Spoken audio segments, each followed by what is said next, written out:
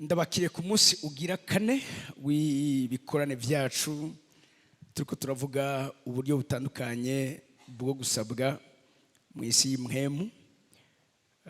Uyu munsi n'umunsi wa kane, ejo tuzokomeza, ariko ku munsi wa gatandatu no ku munsi w'Imana tuzoba dufise programme iri muri Obadiya 1 ku murongo wa 17 gushika kuri 18.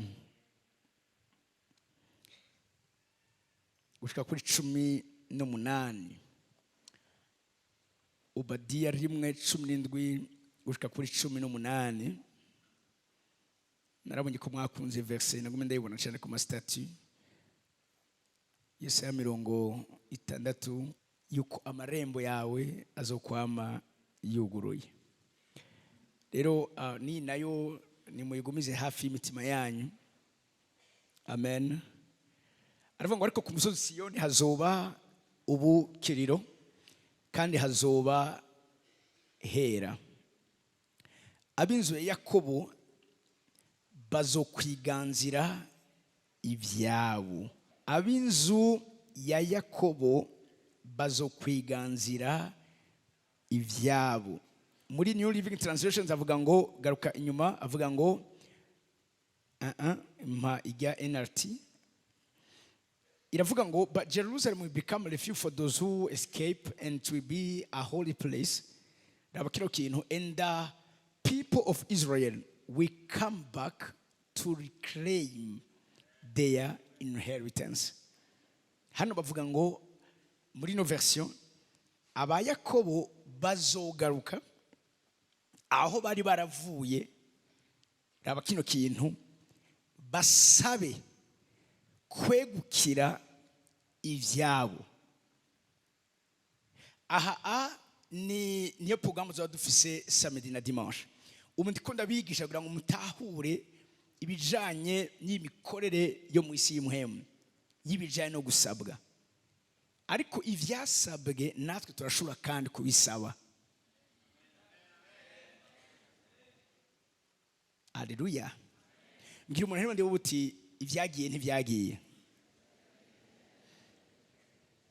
Vyaribwe mumbari uti vyaribwe atari kuragiye kubitora. Uragiye kubigarukana.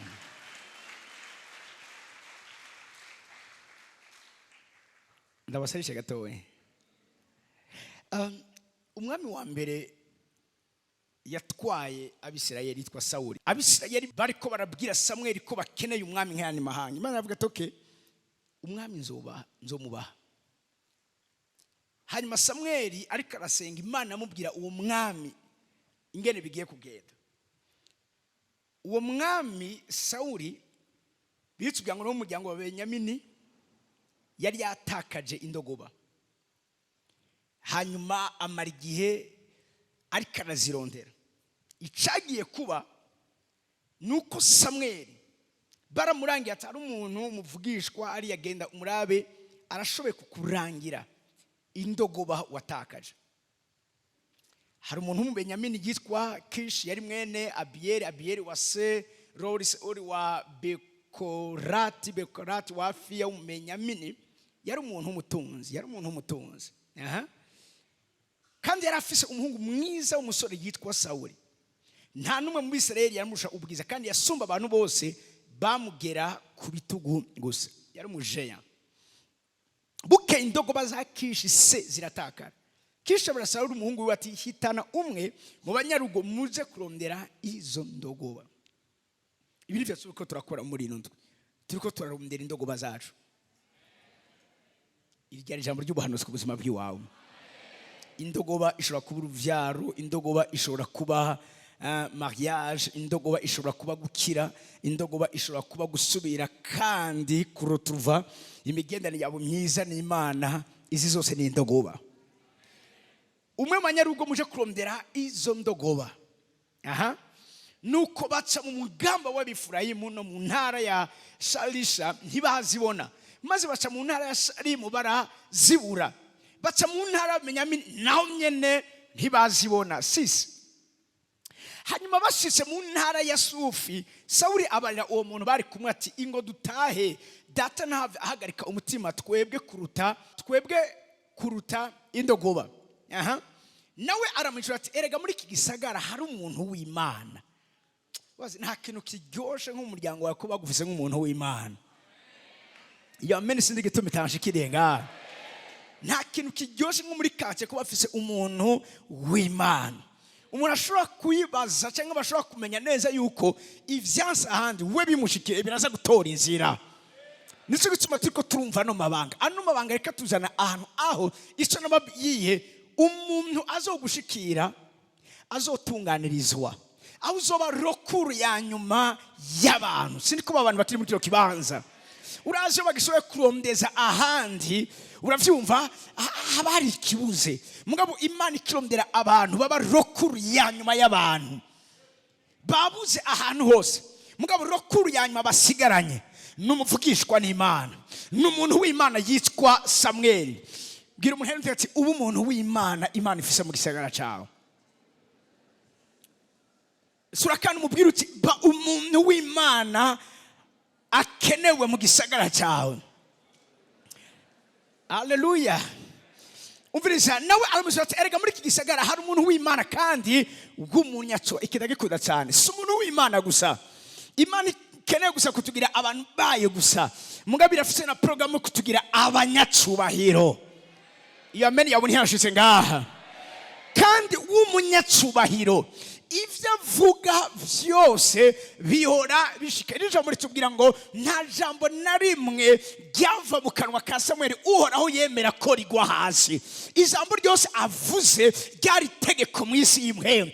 Uyu Samuel yari umwishikira muri yakuna ababwira yo mu bwami bw'Imana. Numva amen mezeza muri ko kibanza. Iyo avuze ikintu yari Imana ivuze ikintu. Raba kino kintu enda se tuzeyo kumbure yo turangira inzira tujana. Haleluya. Iyo niyo programa tugeze gukobera yuko nta muntu ashobora kuba umwishikira. Haleluya. Ngo areke gutanga ufasha abantu bakeneye. Umvize kino kintu ababuze urazi Imana ikitugira ubuntu bwo guhishura amabanga, ariko araba inyishu ku bibazo benshi bahora bibaza mugabo bataronkera inyishu. Kubera iki ndi umwana w'Imana, kubera iki nakiri, kubera iki nitondera ivyo Imana igenda ingera, mugabo misi yose nkama ndi umuntu agenda adashika. Haleluya. Iyo utasabwe ubundi ibitariko biragenda neza urondera kungena ubitorera inyishu bikagenda neza. Mugabo hari abantu baguma bari muri vya bindi nyene bespera yuko kwama ariko barakora vya bindi bizo amareze bitatandukanye nayo bafise ntibikunda. Ugerageje iyi nzira bikanka, senga ubaza Imana. Binyubutsigaye kimwe twako turasengera umwana w'umukobwa yari yaratanzwe nk'ikimazi ikuzimu n'umukobwa yakorera ubwami bw'umwiza, yagendagenda mu ijoro abantu baryamye agahinduka idayimoni. Yabafise inzembe utuntu akatisha abantu kugira ngo atware amaraso yabo. Hari abantu muri kino kibanza ivyo ni ibintu biri hayeri. Hari abantu muri kino kibanza muhora muvyuka mugasanga ari ikintu cabakase. Nivyo canke sivyo? Ukavyuka nakoze ama deliverance umuntu akaraba agasanga afise imirabago, hamukamengo ni ikintu cakuriye inzara. Abandi bagiye koga bakumva bariko barababwa ku mubiri, yaza kuraba agasanga arafise ibintu vyamukase. Uwo twako turasengera yari mu bo Satani akoresha muri ubwo buryo. Hamahura n'umwana umwe w'umukobwa amuramukisha ukuboko, kumbe hariho sindike no kivuga ikintu yari afise mu kiganza, abaramukonexe. Turiko turasenga sinde ovyibagira, turaruha. Isa ya mbere, isa ya kabiri dayimoni yanga kugenda, turakurakuranwa. Umwe akaruha undi akaza biranga. Ndayibonye ndavuga ni none ahanyene tuza kuva ngaho umuntu atabohotse canegirwa ku ruhande. Senga mwibanga ndabaza Imana impamvu dayimoni itari kiragenda nuko hari ibanga ryayo ritaramenyekana. Mu bijyanye na deliverance cyangwa mu bijyanye n'ibyo kubohoka, n'ibyo amatwi ndabwira abantu bakora muri iyo domaine, ni byiza yuko usaba Imana ikaguha amaso yo mu buryo bw'imwemu, ukabona ibintu ngene biriko biragenda mu mwanya uri kurasengera umuntu. Mani majambo ukabona ibiriko biraba. Kubera ko muri deliverance biragoye ko ushobora kuboza umuntu utazi amabanga y'igituma izo daimoni ziguma, novuga ziriko zirapima ku buzima bw'uwo muntu. Siriko muri ko muranyumva. Ibanga ni ikintu gikomeye. Icyatumye umwemu mbi itagenda siko ko twari tubuza amasengesho. Mugabo hariho urazi amabanga ameze nk'ipfundo. Hari ipfundo tutariko turafundurura. Inyuma yangiye ku ruhande bw'Imana mpishurira impamvu daimoni yumva neza yuko iri faible yababaye mugabo bidakunda gishobora kuvana hano. Nikiye kintu gituma daimoni itagenda. Imana icimwira ivyamubaye ku mwana umukobwa kugira ngo abohwe. Imana imbwira uwo bahuye umudaimoni bari kumwe n'izina ry'iwiwe. Imana imbwira n'igikorwa cyakoritse. Imana shambwira ngo ukuboka kwiwe kuri mu kuboko kwiwe kw'iburyo, donc mu kiganza ciwe. Ati genda ufate kijya kiganza hanyuma wature aya majambo acabohoka. Kumbe connection yari yabereye muri ico kiganza. Ngiye mbwira abato twari turi kumwe twarushe, ndabwira ntimwegegoyo gatoya, hari ikintu kimwe shaka gukora. Cafata ikiganza cy'iburyo cy'uwo mwana umukobwa. Cyara mwana wahuye na naka ari kumwe n'umudaimoni amugendana mukoresha yitwa gutya mwijoro baraje bakoze ibi hamigiye muhura yari yambaye gutya yavuza ya majambo ako kanya baratransfer y'ubuzima bwawe ku gicaniro cy'abadaimoni. Ni ubunyene ivyo yakoze byose ndabihinduye ubusa. Ivyo yavuze byose amasezerano yose yanditse kubikwerekeye ndayafutishije inyandiko y'amaraso ya Yesu. Ubunyene bo nkikibivuga yavuye aho nyene twari turi yiprojecta nk'hariya atararaba abantu bose ngo aramwishe. Mugabo nende bizi uko ntapfuye ahubwo arabohotse. Hari igihe ubushobozi bw'ubosha umuntu aba ari bwinshi ku buryo iyo detachement ishobora gusiga umuntu ari inconscient. Buryo mona dusengera abantu mu kuboka gatakaza ubwenge nuko fait haba habaye detachement novuga iri brusque mu isi y'imhemu. Atakaza ubwenge, atakaje ubwenge ndabwa ni muhakanya. Haheze umwanya ndagenda muhamagara mu izina ndamuvyura acaricara abarakize abarabohotse. Ico gihe cyamba menye neza yuko hariho kuboka kudashoboka ataguhishurirwa amabanga anyegejwe. Siriko muriko muranyumva. Ataguhishurirwa amabanga anyegejwe. Rero bashikiriye bagiye kurondera Samweli tiyo turangira inzira tujana. Umurongo w'indwi maze Sauli abaza uwo muntu wiwe ati mbega none nitwajayo tumugemurira iki? Urumva byari biri bizarre kuri we. Twaje kuraba umuntu w'Imana gutyo nyene kw'impamba yashize masaho yacu akaba atange mutugira yo guha uwo muntu w'Imana. Mbega hari ico dufise mwibukiye Yesu yavuze. Yesu yavuze ngo nuzoha ugwato rw'amazi afutse uvugishwa n'Imana azoronka impera nk'iyuwo muvugishwa. To muyani majambo ubukoze ico no kwita deposit ni transaction spirituelle bibaye. To muyani majambo ishikanwa n'umuryango uguconnecta nico gicaniro uri kurarondera kubufasha. Ibi ni ibintu vy'imhemu. Muriko muranyumva? Utarabitahura ntubikore. Mugabo ababitahuye barazi ico vyavyaye. Haleluya. Tuka urazi gihe bavuga ngo umwami yavutse. Abahawe iyo information bose bagiye bajanye ishikanwa. Donc ishikanwa ni ikintu c'imhemu. Ishikanwa represent ubuzima bw'iwawe ku gicaniro. Okay? Maze Sauli mbega hari cyo dufise. Uwo muntu yisura Sauli ati ndafise ikigira kane cya shekeri y'ifeza. Ndagiha uwo muntu w'Imana kugira ngo aturangire inzira. Ntibariko baragura. Ahubwo nyamuna kwari konoha ico umuntu w'Imana ari amavuta, umuhamagaro, igicaniro akorerako. Ikiri kintu gikomeye cyane gose. Igicaniro bitwa turabivuga, igicaniro cyose utariko urubaha ico gicaniro nta musi n'umwe kizokugira kigira ico gikoreye ubuzima bw'iwawe. Nico gituma kubwo kutubaha igicaniro cha Yesu. Birisha buryo Imana rivuga ngo Yesu mu ntara yavukiyemwo, aho bamusuzuguye, aho basuzuguye ico gicaniro, birivuga ngo nta bitangaza ashoboye kwakorera. Ariko murabe ahantu bomno ico gicaniro bakiri kure, bataranaseruka, ibitangaza byatangiye gukoreka ku buzima bwabo. Ab'i Nazareti, muriko muranyumva, bakira bataranamushikira. Yesu nta effort yigeze akora. Mariko 6:6 bamaze kujabuka hakuye, bafata umusozi mu ntara y'i Nazareti, bazirika ubwato ku nkombe. Abaraje kumva amakuru ndivya yuko Yesu ari mu gisagara cyabo.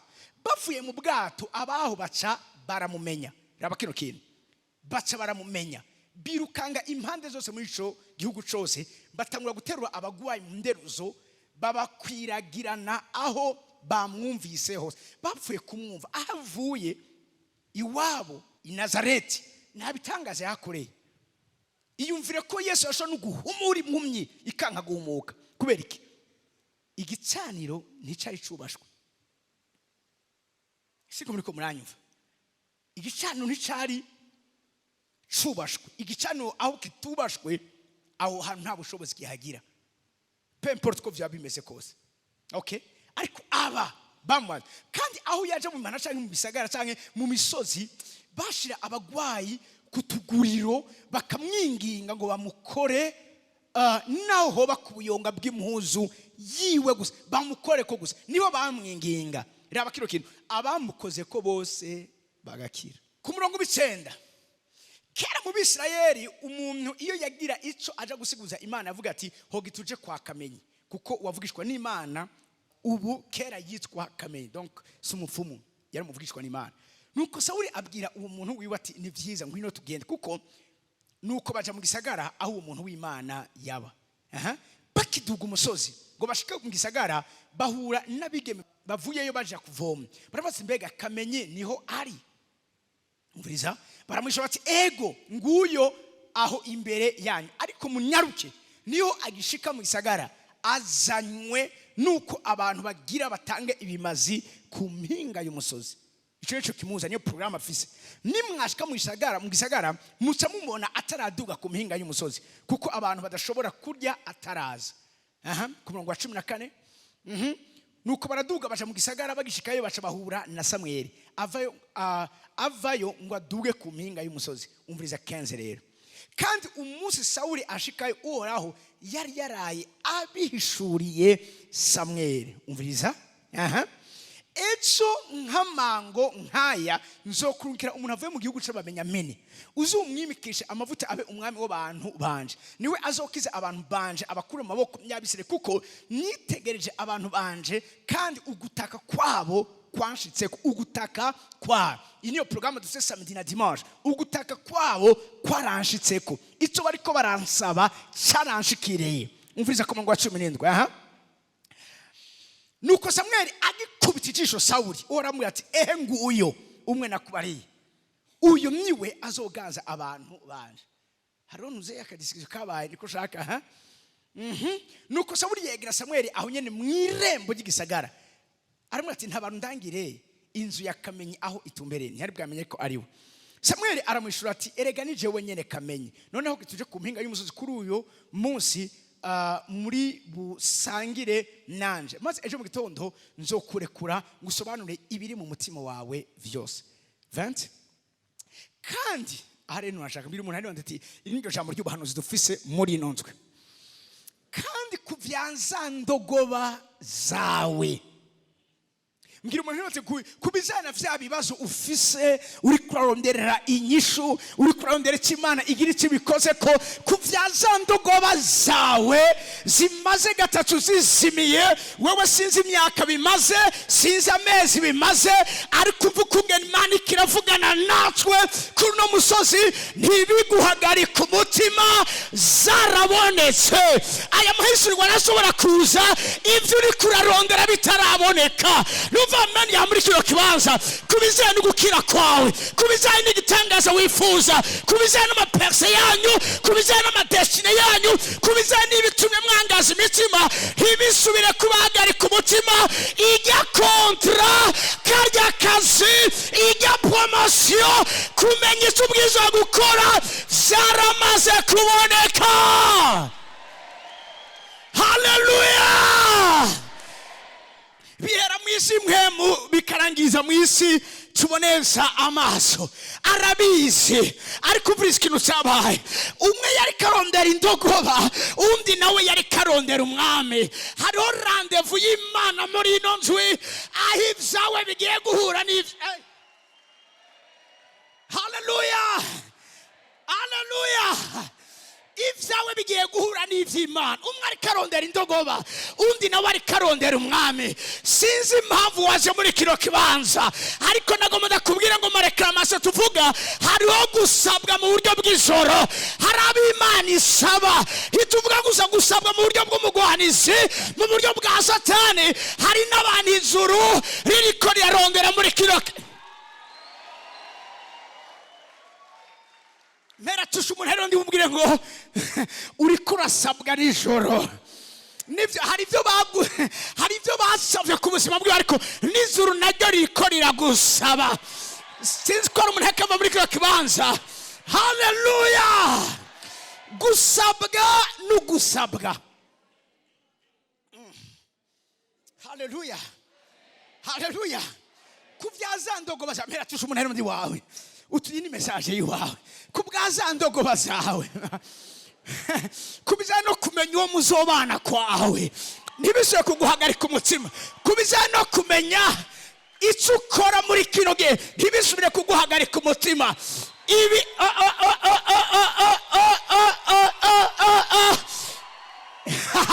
ibizanye na ya mavuta y'Imana uri kurarondera ntibiguhagarika umutima ibizanye no gukorera Imana ibisubire kuguhagarika umutima vyarabonetse. Hallelujah. Ibizanye wa mutwaro wiwawe nibisubire kuguhagarika umutima numva amen meze neza mpera tuzi umuntu mbwije ntibisubire kuguhagarika umutima Imana ikiravuga nawe ntibisubire kuguhagarika umutima ibizanye n'agakiza k'umugabo wawe ntibisubire kuguhagarika umutima ibizanye no gutabagwa k'umuryango wawe ntibisubire kuguhagarika umutima ibijanye no kuja imbere kwawe ntibisubire kuguhagarika umutima uko niko Imana ikiravuga vyarabonetse vyarabonetse. Hallelujah.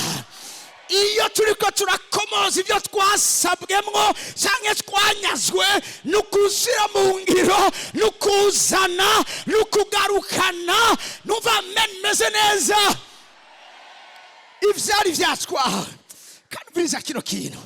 Hallelujah. Ntibiguhagarika umutima zarabonetse mbega mpera tushuma ntibirahera mbega ivy'igikundiro. I wish I was preaching to somebody. Ivy'igikundiro vuga ngo ivy'igikundiro iyo amareklamation uyatsinze ivy'igikundiro vyose naruze ivy'igikundiro vyose vyo mu gihugu cawe mbega n'ivyande si vyawe.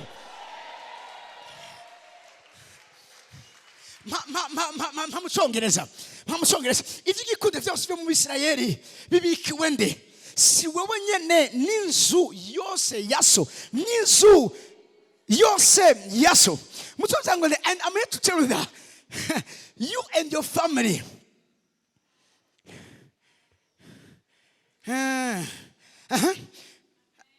iyi ntuze kitari kirabima neza. The focus of manuze yinde, yes. Wow. Asibungo, and on whom is all the desire of Israel? Is it not on you and on your father's house? Na tugeze. Sinzoruhuka. Sinzoshira ibigwanishwa hasi. Kugeza ivyo mu gihugu vyose vyiza vy'igikundiro vy'icubahiro vy'amahoro bitabaye ivyawe. Numva amen meze neza. Icyaguhagara imbere Mana uyu munsi sinigene ibintu biza kugenda. Muriko muranyumva? Haleluya. Bibikiwe ndi si vyawe. Ariko arondera indogoba. Imana yari kirarondera umwami. Bwa bundi ikibazo ufise ishaka gutuma uhura n'inyishu yawe. Ndakunze kubwira abantu natahuye yuko ibibazo Imana idutera nivyo ibisanganye, nivyo bisanzwe ifise. Mwanyumvise? Bwira umuntu ati Imana afise ibibazo. Uti mwana muzi Imana ifise inyishu gusa, ifise n'ibibazo. Mugabo inyishu z'ibibazo vyayo bifiswe nabo yabiteje.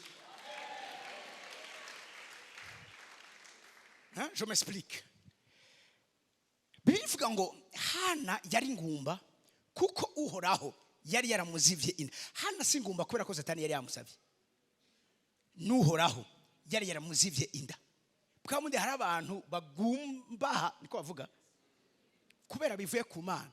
Iyo ukiri mu bebe spirituel ibyo ntabyo ushobora kwibaza ko vyobaho. Mugabo soma neza birayi wawe.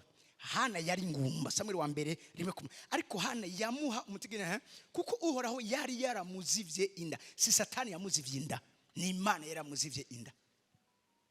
Mugabo iki kibazo Imana teje Hana nico kibazo nayisanganye. Ufite Hana keneye umwana.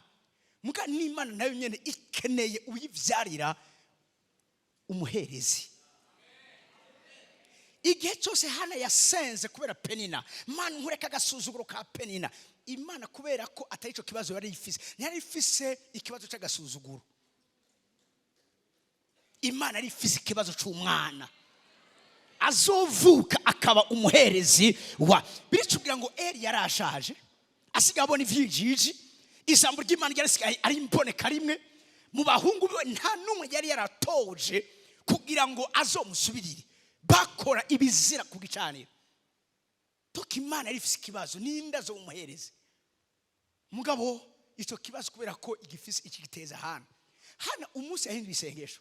Harabwira Imana ati Mana niwa ntabaza umwana w'umuhungu nanje nzoca ndamuguha akubere umuherezi ibihe vyose. Imana uzi n'amakuru usenze neza. Icyo nico kibazo nanje nari mfise. Nari naraguteza ikibazo ufise kugira ngo mvyarire inyishu nkeneye. Iyo nyishu izoba inyishu yiwawe nanze inyishu yiwanje. Umva meri message muri kibanza. Iyi Imana munyumvise neza, iyi Imana iriko iracisha abantu mu bugwayi, umuntu akagwara hafi gupfa. Burya Imana ifise ikibazo cy'umuntu azogira ukwizera ko kuzosengera abantu bagwaye, abafise ivyizigiro n'ukwizera yuko naho bogarukira ku mwobo w'urupfu abashinga intayi y'Imana ko ubuzima bwabo bakagaruka. Imana Yesu ubupfuvyi bukazi ku buzima bw'iwawe, ikene ko bisura ikibazo cy'ubupfuvyi isanzwe ifise ku bantu babaye mwisi. Nshaka tumuzosanga imitwaro abantu kenshi bagira n'ivyara amayerekwa yabo. Iyo umuntu yakambya ngo yaramaga maze kubaza n'ufise umutwaro yuwe. Iyerekwa ritavyabo n'umutwaro. Iryo si yerekwa ni icifuzo. Haleluya. Ibibazo Imana iduteza abatevye kuvyara bagira umutwaro w'abatevye kuvyara. Nivyo canke sivyo? Abakenye bagira umutwaro w'abakene. Ingene bandaba. Donc Imana ikiremvesisa muri mwebwe. Ama matière première muzokoresha muri kazoza kanyu. siko muri ko muranyumva. Uwatevye kurongogwa agira umutwaro w'abariko barateba kurongogwa. Burya mwese no babaza imitwaro yanyu ihagaze ku vyahoze ari imitwaro yanyu. Na rero Hana yabwiye Imana ati Imana ukampa umwana w'umuhungu ndamuguha. Imana ati wow, ikintu nari nkeneye. Sinari nkeneye uwo nkura kagasuzuguro. Ego navyo ni vyiza, mugabo mfise ikibazo c'umwana mbere umuhereze. Iryo sengesho afuye kurigira, nibaza ko iryo joro nyene ari ryo joro nyene yaciye asamirako. Hamiriva nkuko yari yabisezeraniye Imana. Samweli yamwise Samweli ngo kuko namusavye mwakire ba Samweli banyu mu izina rya Yesu. Namuze mwakire ba urasi ko turavuga kwijana n'amaheclamation nuko tuvyara ba Samweli. Kandi ubu Samweli yacitse umwijikira wandi arangira abantu ivyatakaye. Sinico gusa yimika abami akimikura abandi. Uyu munsi ngomba meni banga. Haleluya. Kandi nibaza ko n'Imana mpamagari nukumena amabanga ya Satani. Atana kimwe tumubikiye. Subira Luka 22 umurongo wa 31. Urashobora kuca umunsi ngoma nitize igifaransa. Kuma na Louis Second. Umunsi ngoma mu Faransa. Hanyuma urashaka kucunyandikira iyi verbe cribler. Urinyandikira unyishire kuri screen. Uyu munsi ni inyigisho yanje iri. Listen to this. Ama réclamation afise intumbero canke agamije munyumvirize neza. Ubwa mbere na mbere abariko murandika mwandike. Ubwa mbere na mbere guhagarika umuvuduko wawe kuja imbere. Iyo tuko turavuga ama réclamation nico Satani azana nk'imbogamizi ikubuza gukomeza kuja imbere. Donc Satani agumabwira iki kuzibira ubuzima bw'iwawe, gutangira ubuzima bw'iwawe, kubuza ubuzima bw'iwawe ko bugenda bukagera aho Imana yavuze ko buzogera. Hari amazambo twavuga mu kuvayo aho Farao yavuze ati nimugende musabe Imana zanyu ariko nimugere kure. Satani cyo igihe cyose akeneye ariko arasaba ubuzima bw'umuntu abakene ubwa mbere ko ubuzima bw'umuntu butagera kure. Icyo ni cyambere. Icya kabiri, iyo hariko haraba ano ma réclamation cyangwa ukugusabwa, Satani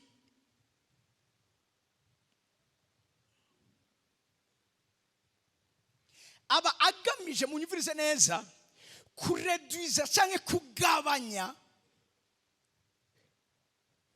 ubwinshi bw'ibidasanzwe ijuru ryateguye ubuzima bwabo. Les réclamations ziza kureduiza, ziza kugira bike cyangwa kuza kugabanya ivyo bari kugira. Iyo hari ama réclamation ntugira umusesekara wamufise tout juste. Hamwe n'umwana yogwara woca umaramara ufise aho naho nyene umva hari ubuntu bwatemvye. Ufise yo kuriha inzu no gufungura nturenzaho, ntugira yo guterera mu rubanza kandi wabishaka.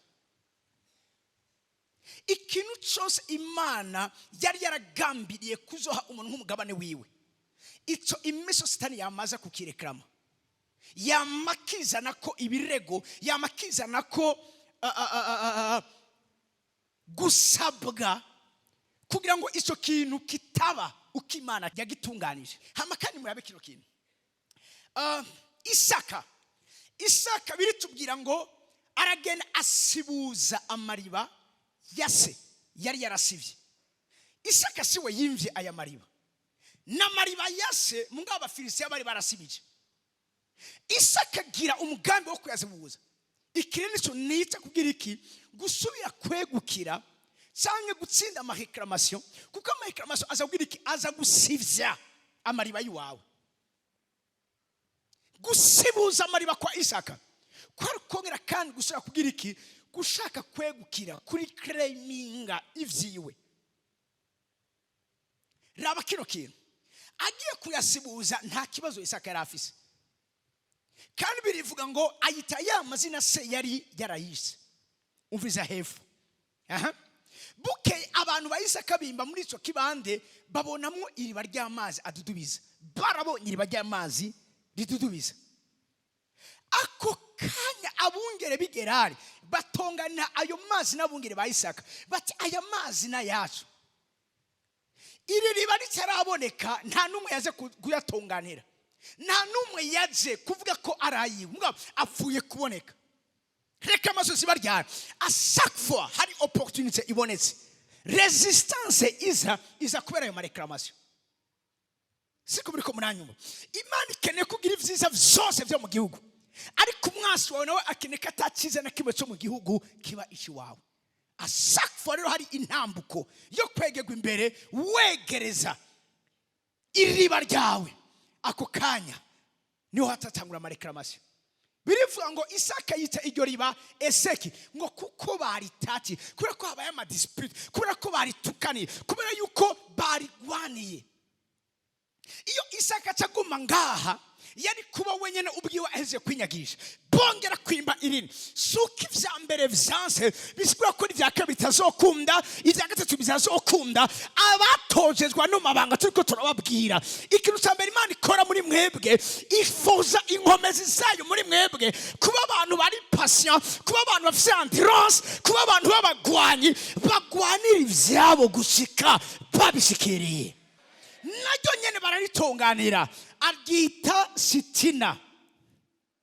Avayo arunguruza mbiri muri hati tugiye kunguruza yimbisa irindi riba.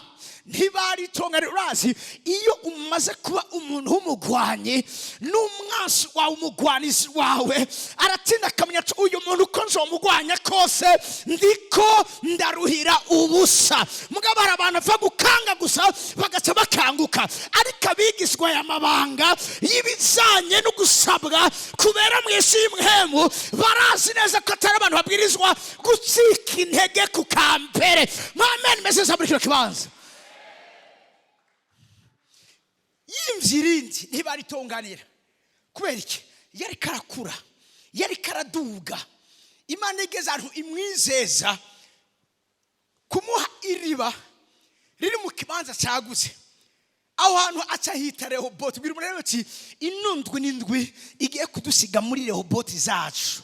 Ariko Rehoboti ntiza imbere ya Eseki, Rehoboti ntiza imbere ya sitina. Rehoboti imisi yose iza inyuma. Vuga ati ni nyuma y'intambara, ni nyuma y'indwano, ni nyuma yo gukiranira ibyawe, ni nyuma yo gusenga, ni nyuma yo kwisonzesha Rehoboti yawe izoboneka.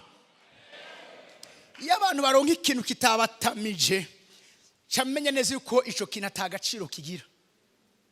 Igifise agaciro cyose muze mubibaze, gifise ikiguzi gikomeye cyane gose. Umugwiza atunga wa mbere mu Bushinwa Jack Ma yavuze ngo nta kintu na kimwe kiri gratuit hano muri nosi. Ikintu cyose kirafise ikiguzi cyacu. Uzoshaka kuba umunyamahirwe muri buno buzima nuzokwemera kuri ikiguzi cy'ivyo bintu. Waragize Imana. Waragize Imana paso ngo basha waratomboye. Imana yaguhaye ngo abana bazima. Abana bazima ntibafa kuboneka gutyo nyene. Ngene banda. Aba bana kugira babe bazima hariho amafose kushe, harogo hako kwa volta kwinshi kwaba haramarekwe. Ntibapfa kubaho gutyo nyene. Abana ntoza bakaba abana bazima simfa kubaronka gutyo nyene. Ndabari ikiguzi kizimvye. Siko muri ko muranyumva. Batwara itiro ryanje, batwara akaruhuko kanje, batwara inguvu zanje. Garuka muri Luka.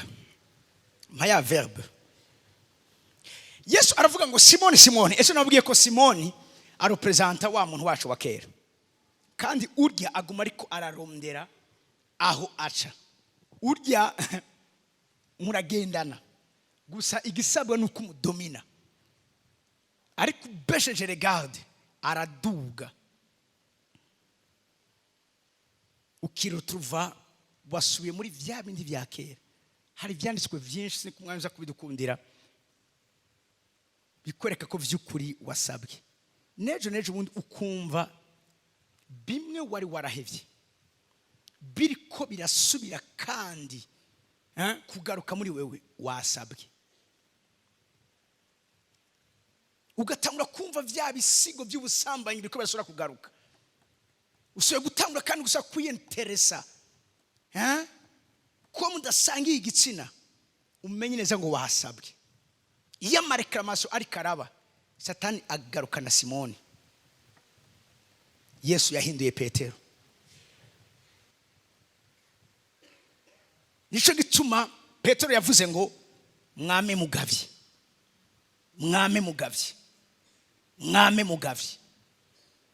ugasubira kumva umengo sinogira nka kwakundi wasabwe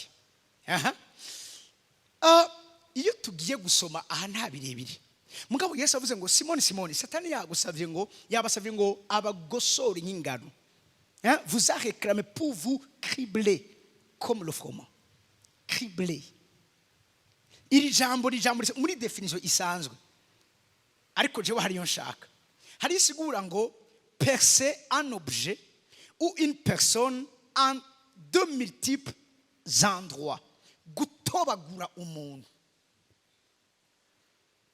Yesu avuze ngo Satani yabasavye ngo abagosore abacrible yareka ikintu yabasavye umuntu mbere ngo agire iki atobagure intoboro nyinshi ku buzima bwanyu hari bavuga crible de balle donc amasasi yamutobaguye kimwe imiso se gitira attention y'ubuzima bw'iwanje kubijanye no gusabwa nigihe ndiko ndabona ikireka ndakivuge mpagurutse nigihe ndiko ndabona hariho ibintu biriko biraba mugabo bigahamagara ibindi nigihe ndiko ndabona ama complication apana imwe nkatangura kubona ama complication ariko aragwira siriko muri ko muranyumva hari ikibazo iyo amareklamaso ariko araza haza kino kintu cyo gutobagurwa impande zose Tuvuga mani maza Satani yugurura uravyumva intoboro nyinshi kubigiza ubuzima bw'iwawe ugasanga umwana aragwaye umugabo ahari ni ntambara ku kazi bariko barakurenganya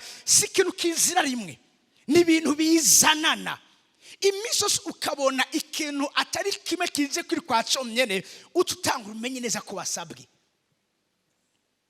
siriko muri ko muranyumva iyo Satani ariko arasaba ubuzima bwacu akeya ama obstacle ahantu henshi atandukanye ku buzima bwacu kugira ngo agire iki raba kino kintu akunyiganyize akumara inkomezi urazi uriko uragwana n'abansi benshi kimwe niyo buri kuragwana umwasi umwe Satani yo strategie urugamba arayizi novuga ko uyu muntu aguma ari concentre gusa kubizanye n'ivyakazi kiwe gusa kuko niyavyitako cyane aha ndaza kuneshwa mugabo kandi reka nzane ivyo kwishengero navyo reka nzane navyo nivyo abo bakora reka mpagurutse n'ikinacu kubagenzi biwe reka ntume kino kintu kimwe Iso tumusaga ico gihe nagize ingorane nyinshi ati ico gihe baze kumbwira gutya cenagenda candagonga cenye batabarangonga kubera ko ivyo bintu bizira rimwe iyo biriko birazira rimwe ukabona sikyo nizo namutwe nabwira imiso se réclamation ni expression y'ibicaniro igisano nababwiye n'ikintu kita manifest kuba caco rimwe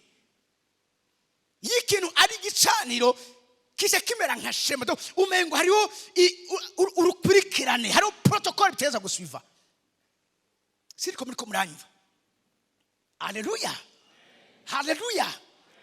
ariko ngo Satani yabasavye ngo abagosore agire atobagure intoboro nyinshi ku buzima bwanyu abateze ibibazo mu mpande nyinshi zitandukanye ishoboka je kituma benshi babasabye Petero yasabye sume gusa yamwagirije yuko agendana na Yesu ahantu hose ashitse yasanga ati rega n'uyu bari kumwe hora kari baraguza yagenda ngati umve nani ngiye navuga uzi kavuga nkawe ubwo nawe ntibari kumwe nawe nico gituma Yesu amubwira ati inkoko itarabika uzobaze kunyihakana kangahe ni apana rimwe iyo habaye kuba crible ntihazi ikibazo kimwe uribaza nawe haragera ahantu ibihora binshika nabwe nta numwe atabaye krame nta numwe adasabwa iyo ubishitse n'igihe wumva umengo woryama none byose bihagurukiye rimwe.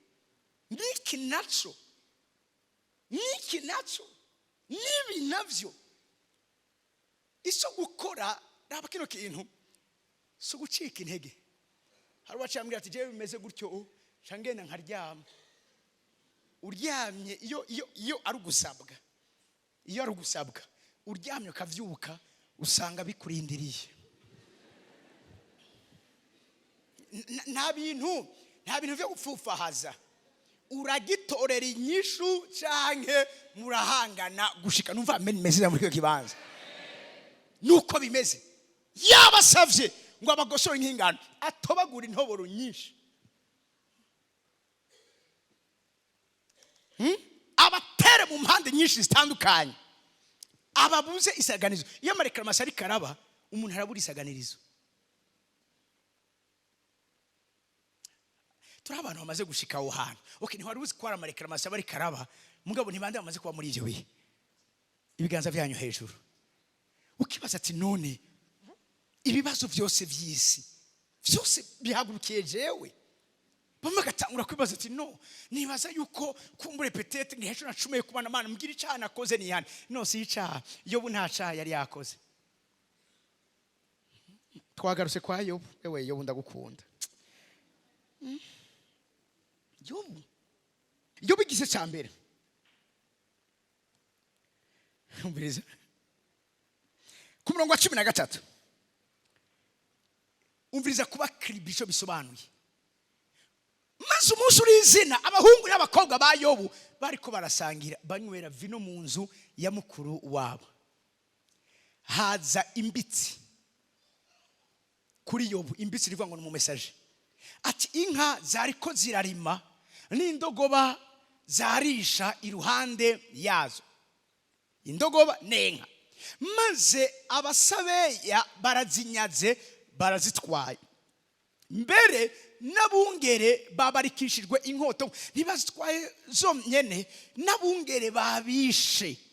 Ni jewe jenyene ndokotse wo kuza kubikubikira. Atakaje iki? Abungere, atakaje inka, atakaje indogoba. Next. Akibivuga haza uwundi nawe. Ati umuriro w'Imana watibutse uva mu ijuru uyigiza intama n'abungere. Intama ntizari kuba n'indogoba n'inka. Aho zari ziri aho naho myene hari yindi ntoboro yindi yatobowe. Ako kanya abungere umuriro urabayigiza urabimara. Ni jeje nyene ndokotse wakuza kubikubikira. 17. Akibivuga haza uwundi nawe ati abakarudaya bigize imise 3 banyaze ingamiya barazitwaye. Mbere nabungere baba barikishije inkota. Ni jewe jenyene ndokotse wo kuza kukubikira. 18. Akibivuga haza uwundi.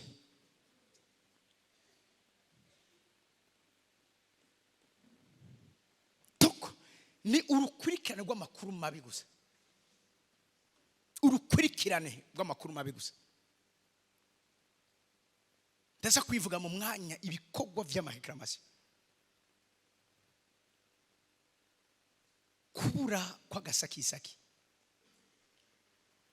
Harimwe yigeze kumushingira intahe amaze kumva amabanga y'ibicaniro imisi yose uko imyaka yakabaye.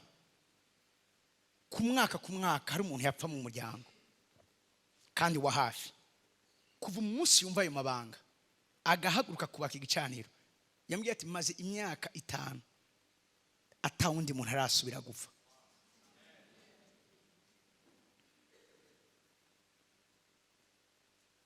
Mwavyumvise? Akibivuga haza uwundi nawe ati abahungu bawe n'abakobwa bawe. Mwibuke Satani kare yarabwiye Imana ngo none yobuzwa niki kugutunganira kugorokera kwa muzitiriye ku giti ciwiwe arataza kubishika. Reka amasuku ku giti cy'umuntu uzitirira abiwe donc umuryango wiwe n'abana biwe. Ubu niyo reclamation ageze ko hama uzitirira n'ivyiwe. Bahereye kuvyiwe, ubu hariko haraza abiwe, hagoma haca hakurikira nawe. Akivgaza ubundi atabahungu n'abakobwa bawe bariko barasengera banywera vino mu nzu ya mukuru wabo. Nuko haza umuyaga w'igihuhuta uturutse mu bugaragwa, uhitana imfuruka zine z'inzu, maze ishidukira kuri abo bahungu. Barapfa, ni jewe jenyine ndokotse wo kuza kubikubikira.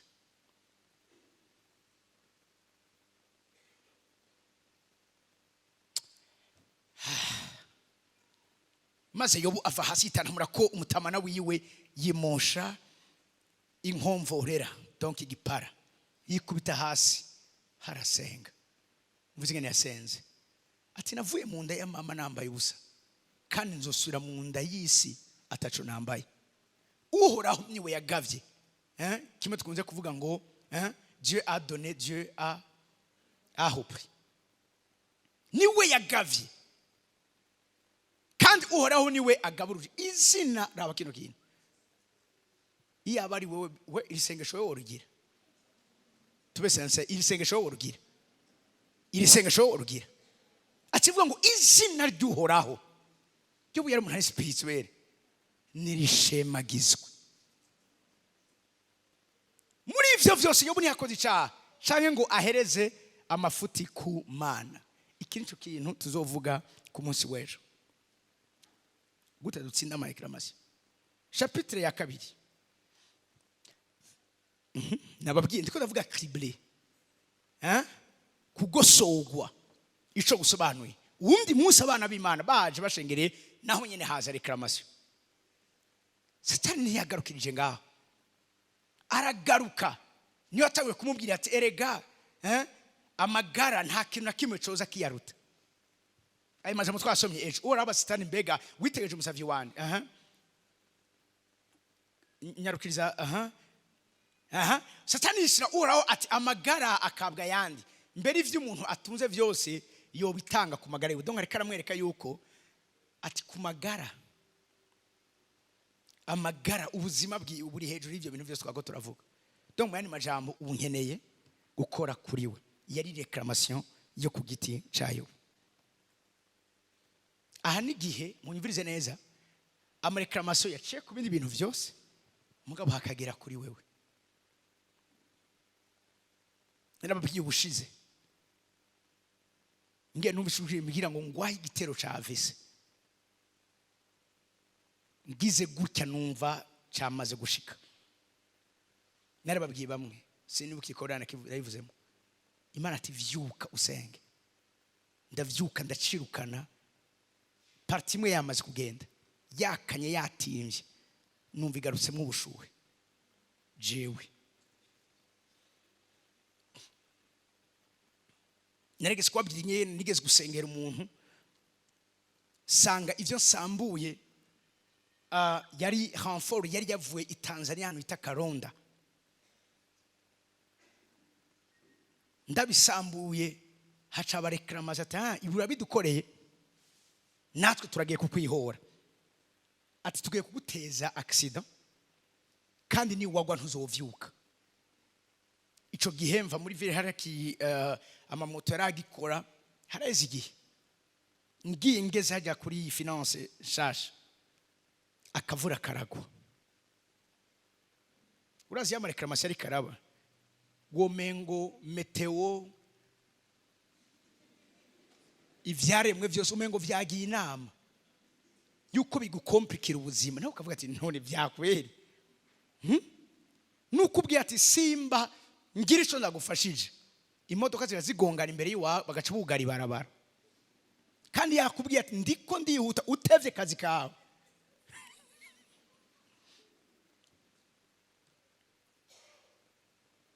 Haleluya. Umuntu akakubwira ati nukuri uraza nijya dosiye wawe nzura bigenda bigenza, umunsi nyene wo kwimushira bagaca barara bamukuye.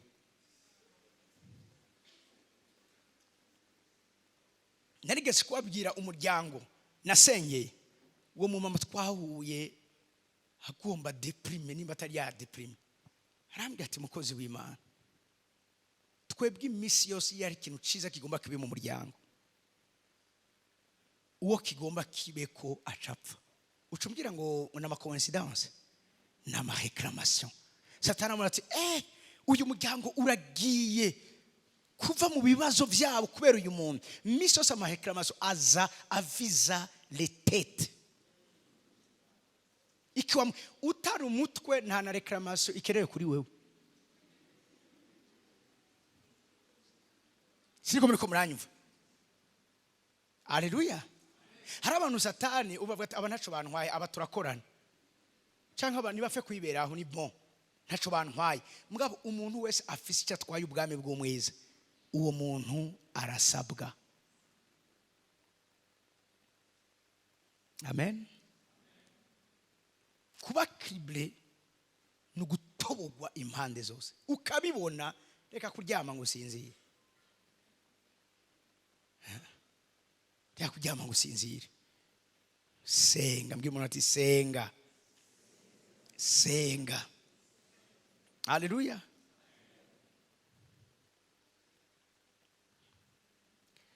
Okay, reka n'avance gato. Bo liste ni ndende, ibikorwa by'amahiramasiyo, ibikorwa by'ugusabwa ni byinshi cyane gose. Kandi uraza gusanga nta numwe ngavre marepani na jewe ndimo. Inshuro zingahe hamahaje abasataniste ngaha muri ishengero. Atakini bariko barondera uyu muntu mu bikorane. Abapfumu bakaza, abarozi bakaza. Uma deliverance ntimwavyumvise bariko ziriko ziratana ko mwikomo ngo vyakunani nawe vyakunani. Réclamation.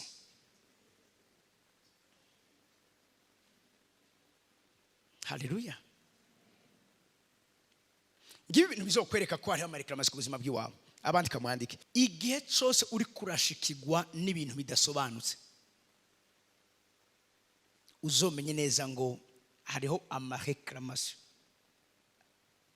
ari karaba. Nawe ukavuga no iki kintu kigenze gute? Anta normal iki kintu cyo baye gute? Bigenze gute ikintu kigende gute? Cyo cyambere. Igihe cyose uzobona uri kuragaragara ko icanyiro ku bantu ataco wabakoreye, ukaza urabona yuko ibyawe ibikugize bibaho jete byankwa batanavyumvira batanavyakiriye, iyo ni réclamation iri kirabo. Kuki ngo sinigwe ikintu nagize abantu muri banke bagiye kugara, uri imbere yaba bakamugurura bashitse kuri bagaca bugara. Wiyenza atariko nuko ahubwo ugumye ngaha urakabona.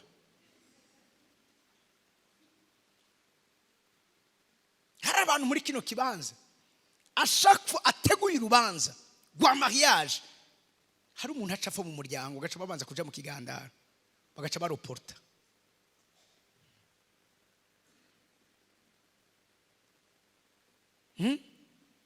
Impfu ziri premature.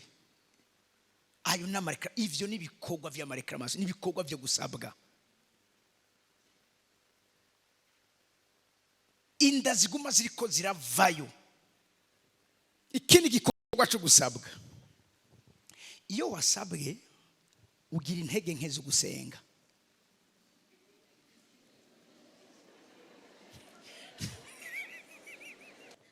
Mwari muzi ngo murancika.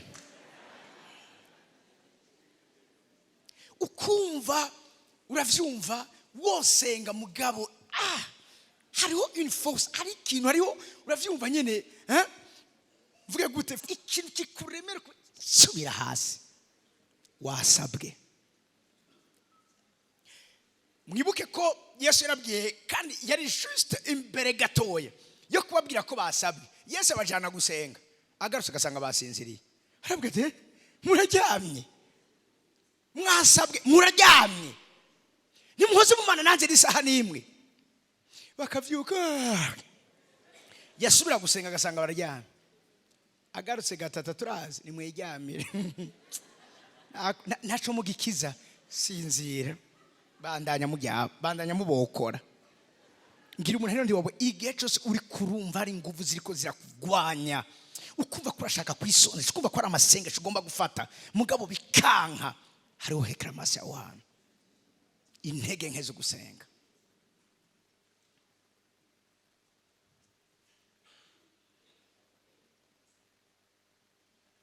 Kandi kubera yuko yakubujije gusenga acaronka akaryo ko kugira ivyo yononye.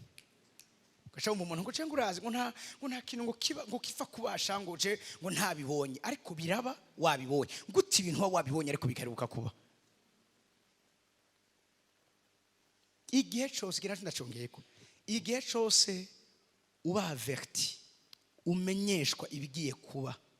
Mugabo ukaruhuka ari uko bibaye canke ugasanga vyabaye, iyo ni hekramation. Iyi Imana ikubwiye ikintu ugitaha utagitahura. Hari ikintu biriva ngo muhemu Imana bwikana ni muhemu zacu. Siko biri ko muranyumva. Arabwirikana. Hariho conversation, hariho discussion hagati yacu na muhemu Imana. Uko biriko uravyumva neza yuko nubwo iyo ndoto wayibagiye, hari ikintu kitameze neza, hariho danger quelque part. Ico ukora fata umwanya usenge.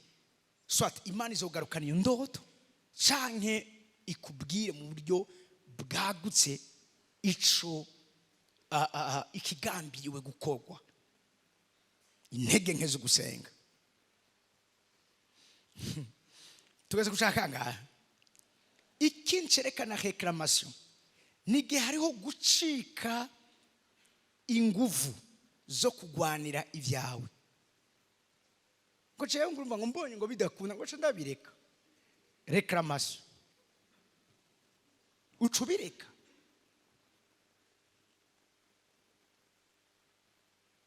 Iga amateka ya Dawidi, iga amateka yo mu gihe ca Ahabu, aba imikangara y'abaganwa ico yakoze. Iga amateka ya Yosuwa. Yosuwa aramenya neza yuko Satani yasavye intsinzi yiwe. Nababwiye bara reclamation nturonka ikintu cuzuye, uronka igipande cacu. Yosuwa aragwanye aranesheje. Mugabo izuba rija kurenga ataraheza kunesha abansi biwe. Yosuwa arahagarara abwira izuba ati wazubawe hagarara kuri Gibeyoni, nawe kwezi hagarara mu kiyaya Ayaroni. Aravuga ngo nuko izuba rirahagarara aho kwari kuri, n'ukwezi kuguma aho kwari kuri, gushitsa aho iryo hanga rimariye kwihora abansi ba. Iyo atari reclamation ihari, uragwana ugaheza ukanesha ukabona intsinzi ati nginda ifise. Iyo akiri ibintu urumva ngo wasigaye gato bandanye. Iyo rero Satani yasavye ubwoko bw'Imana ngiki kintu kiba, baca bagera ahantu bumva umengo ntibobandanya. Ivyo mfise birakwiye. Kwibwira kumaze gushika wasabwe. Paul avuga guti sinibwira ko maze kwifata. Ico nkora ni kimwe, nibagira ibiri nyuma nkashingira ibiri imbere. Iyo umuntu ari reclame aba yumva umengo imbere ntiyobandanya akurikira ivyiwe. Mugambira umuntu hano ati tuzokurikira ivyacu kugeza vyose atana kimwe kivuyemwo tubifise. Haro passage nkunda, Dawidi ageze mu gisagara cyitwa Sikuragi, asanga bahateye bahatongoye, maze ako kanya asanga abantu bose bariko bararira. Mbiri umuntu ati kubijana n'amareclamation amarira yawe ntacavuze. Hari abantu baze ngo narababwiye mu bijanye n'amabanga y'ivy'imhemu nta mpuwe zibaho, akaruta kandi karakamira. Nta muntu umwe numva abwira Satani ngo basi Satani ngo yegeza ngaho vraiment niko ndeha mbaye wa wundi oya nukuri nawe raba none misiyo yiwe ni imwe: dérober, égorger et détruire. Nuko Dawidi n'abantu be bashitse muri ico gisagara, niko gusanga bahagituriye, kandi abagore n'abana b'abahungu n'abakobwa bajanywe. Next, maze Dawidi n'abantu bari kumwe nawe baraturikisha bararira, gushitsa aho urubaza bararize ku buryo batakibasha no kurira. Bararize ku buryo cyaravyibuka kera turi abana, bashobora kurira bigahera batutangura kuririmba, ibyo bigahera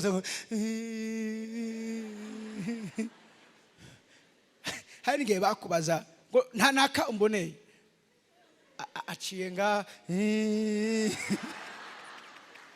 hano bararize ku buryo batakibasha kurira. Mu Cyongereza gato ubrizingene bavuga muri NRT, bavuga ngo they wept until they could weep no more. Bararize ku buryo atamazi bagisigarana mu mubiri, uravyumva, bararira ku buryo batakibasha kugira iki kurira.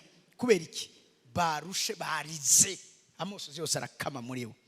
Ariko mbiza ku 5, kandi abagore ba Dawidi bombi, Ahinowabu w'Yezireli na Abigayeli yahora ari mukana Bari, mwibuka Abigayeli w'ikarumeli, nabo bari bajanye. Ibindi akabivuga magazi musakeze he cyashaka turangirize ngaho. N'aba Dawidi bari bajanye. Je ndibaza bega iyo abagore ba Dawidi batari kuba barimo, eske Dawidi yari gukurikira iki gitero? Sinibaza, kubera ko umutima w'umuntu ikijambo y'Imana rivuga aho ubutunzi bw'umuntu buri niho umutima wiwe uri. Iyo ndiko ndabona abantu bariko barigira basinda bibazwa kubijana no gukurikirana ivyabo, cyamona ko fete ivyo binaco byari bamare ntibaza agaciro kavyo. Siko muri ko muranyumva, hari igihe muri ishengero nashobora kubona croissance y'ishengero yahagaze, kavuga none ntibikunda kuma ndiko ndabona ama place vide, ntibikunda kuma ndiko ndabona abantu inyuma bataje.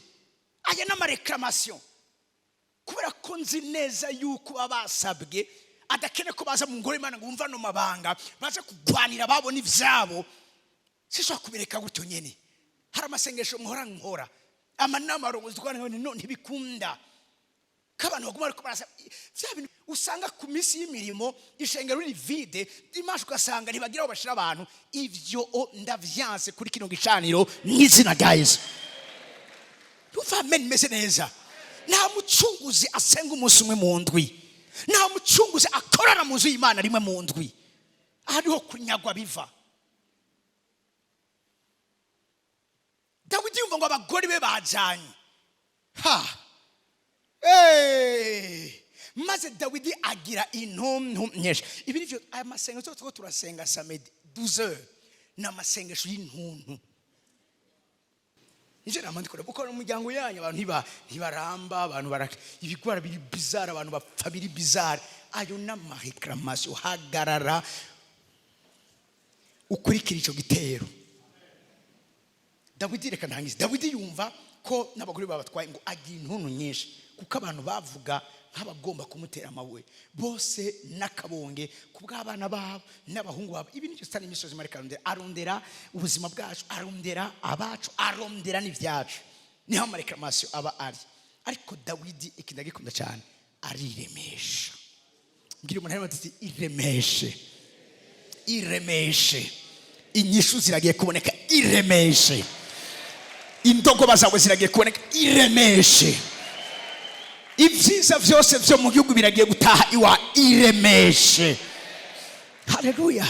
Muchoza ngo and David found strength in the Lord his God. Dawidi umviriza uku kwiremesha tubwiye mu Kirundi, yarondeye kungene akuri inkomezi mu Mana yiwe. Inkomezi zacu ziri mu Mana yacu. Numva amen imeze neza. Ariremesha umviriza ku murongo kurikira. Nyarukiza maze Dawidi abarira Abiatari umuherezi mwene Ahimeki ati nuzane efodi hano. Nuko Abiatari twambaye ama efodi samedi, twari tuyambara mu buryo bw'umurimo bwacu, tuyambara mu buryo bw'imhemu. Numva amen imeze neza. Numva amen imeze neza. Hallelujah. Hallelujah. reclamation ziriko ziraba. Aha, azanira Dawidi efodi, araheza asiguza Uhoraho. Iki ndagikunda cyane ati mbega ninakurikira ico gitero nzogihambya. Ngiye umuntu hino de wati uzobihambya aho bigeze. Uri kubivuga uti uzobihambya aho bigeze. Asiguza Imana ati mbega ico gitero nzogihambya ntibiraja kure, izo ndogoba ntiziragera kure, aho bigeze hose tuzobihambya n'izina numva amen message muri cyo kibanza. Ubwo rubyaro tuzoruhambya, ako gakiza k'umuryango wa tuzogahambya, ayo mapaxu kare tuzoya. Numva amen message muri cyo kibanza. Arabase tinokurikira ico gitero nzogihambya, aramwisha ati nubakurikire. Iyo niko navuga ibijanye n'amahekarabaso, nuko tumeneza ko ibyo twibwe turashobora kubikurikira tukabigarukana. Abayakobo bazokongera gusubira kwegukira ivyabo, they shall reclaim their inheritance. Iki nico gihe cyuko twego. Nuva amen message muri kino kibanza. Maze imyaka ndiko ndiruka inyuma y'isezerano ryibwe kwishengero rya Kristo ryitwa ikanguro. Ndazi neza kigihe kimwe nzorihambya. Numva amen meze neza. Hallelujah. Ibicu biriko biriyegeranya kugira ngo bigwise imvura y'ikanguro muri kino gihugu, imvura y'ikanguro mu miryango yacu, imvura y'ikanguro kwishengero rya Kristo. Hamasi n'impundu nyinshi ku mwami w'abantu. Numva amen yabiteguye kubikurikira. Numva amen yabiteguye kubiza inyuma. Oya, sindi muri waundi buri bamandi bakubwira ngo ibi vyihoze ubireka kubereke. Ari vyiwawe ni vyiwawe, nta mpamvu yo kubireka kwawe ni reclamation. Numva amen meze neza. Zewe sindi umuntu akangwa n'imyaka bimaze. Ndazi neza yuko imyaka hatakivuza imbere y'Imana yampamagaye. Ndazi yuko imyaka hatakiziguye imbere y'umuremyi w'ijuru n'isi. Uko vyoba bimeze kose birakunda ko tubihambya. Iyo bigeze hose birakunda ko tubishikira kugeza tubigarukanye amasirimundo.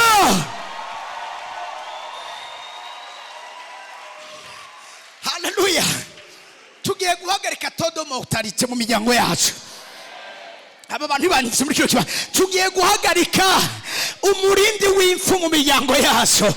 Satani yarabasabye kenshi hakabatwara badakijijwe, hakabatwara bataruva ubutumwa bwiza. Ribarindire kugeza bumvise ibya Kristo, kugeza bumvise iby'umwami wacu. Hallelujah. Bikurikira no bihambya. Umwami aramwisura ati nubakurikire. Ijambo rya mbere, kuko utazobura kubahambya. Mpera tusha umuntu ndi umugire ngo kuko utazobura kubihambya. Ntuzobura kubihambya. Ntuzobura kubihambya. Naho umwana wawe yoba ari umunywara umugi ku rugezo rungana gute, hoya agakiza kazomuhambya. Imana izo restore ubuzima bwiwe. Naho yoba yatwawe n'ubusambanyi gute, Imana dusenga izomugarukana. Numva amen meze neza muri kino kibanza. Ibyagiye turashoboye kubikurikira tukabihambya. Hallelujah.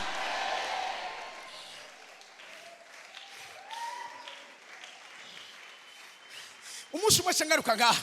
Umunsi umwe umumarayika nako yari Imana abaza Sara, arambwira tutwenze iki? Kuko yumvise isezerano ngo umwaka uzobugeze ngaha umugore wawe Sara azoba akiki umwana w'umuhungu. Sara ngo avyumva ari ahantu hariya mu mpete ngo acaratwenga. Umumarayika aramubaza icyo gatubwira. Umumarayika mugabo yari Imana ati Sara utwenze ngo ya ngo sinuwenze. Nutwenze ati je ndasi kutwenze. Nuko acaramubaza ati mbega Sara hari kinanira Uhoraho?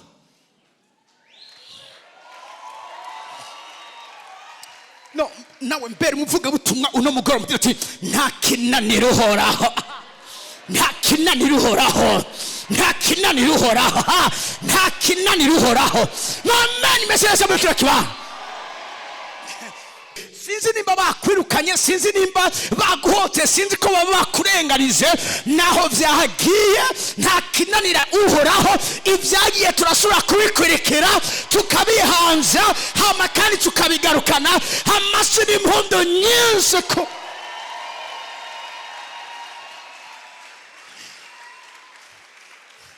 hari kinanira uhoraho, hari kinanira uhoraho, hari kinanira uhoraho, hari kinanira uhoraho, hari kinanira uhoraho. Umwaka ugeze aha uyu ugeze, nzogaruka iwawe. Ano matariki muyandike neza, nzogaruka iwanyu, nze kubabaza ko mutabonye kugira neza kw'Imana, nzanywe no kubabaza ko mutabonye neza y'Imana, nzanywe no kubabaza ko mutabonye gukora kw'Imana.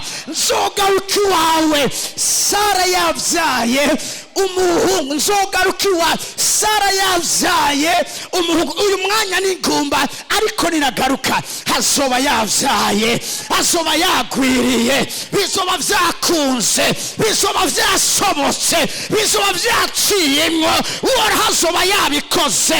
Siko bizoguma bimeze. Sara azoba yabyaye umuhungu. Ibyagiye bizogira iki? Uzobikurikira ubihambye.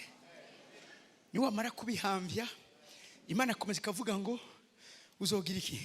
Ababifise uzobanesha, uheje kubanesha uzobaka ibyo batwaye, hanyuma ugira iki?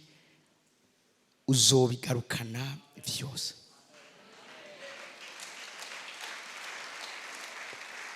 Ntitugiye kurira, amarira ntashaka kudufasha kubijanye n'amahekramashyo,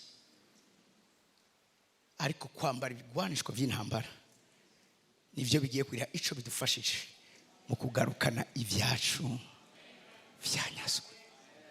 Ndagira gutya nkabona intahe zaba Imana agarukana ibyawe.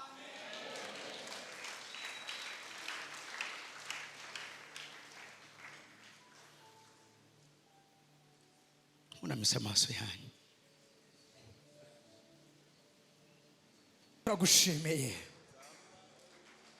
Turagushimiye kuri iri n'isezerano rigize ubuzima bwacu. Hari umunsi amahanga zo kwitegereza ivyo uriko urakora hagati muri twebwe. Hari umunsi abajamye inyagano bazotahuka. Hari umunsi by'umwansi yivye bizogaruka mu mahema y'abagororotse. Hari umunsi tuzoba turiko turavuga ishimwe ryawe. Hari umunsi mu mahema yacu hazoba hari ijwi ry'agakiza n'impundu. Turagutaziriye, turagushize hejuru ko Mwami Imana ibi vyose ari umwandu w'abakwizera, kandi atana kimwe kivuyemwo tuzobibonesha amaso yacu. Tuzobona agakiza kuhoraho Imana yacu. Tuzobona ivyo watubikiye. Turaguhaye icubahiro, turagushimiye, tugukomeye amashyi menshi. Haleluya.